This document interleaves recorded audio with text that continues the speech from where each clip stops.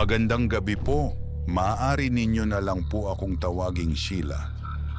Hanggang ngayon, nanginginig pa rin ako kapag naaalala ko ang gabing iyon. 5 po kaming magkakapatid at ako po ang bunsong babae sa amin.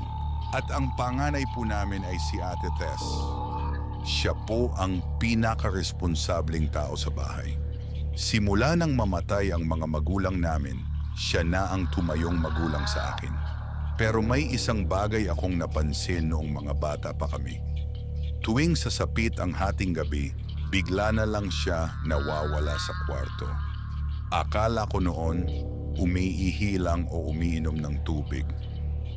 Hanggang sa isang gabi, nagising ako bandang 12:00 dahil sa kakaibang tunog na naririnig ko sa bubong namin.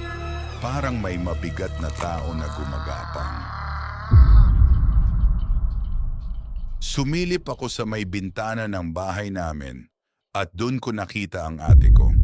Nakatayo lang siya pero nakaharap ang ate ko sa buwan. Noong tinawag ko siya, "Ate, anong ginagawa mo dyan?"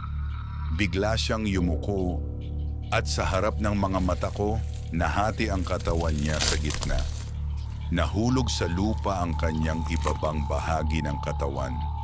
Samantalang ang itaas niyang katawan ay unti-unting lumipad, paitaas. Napaatras ako sa takot.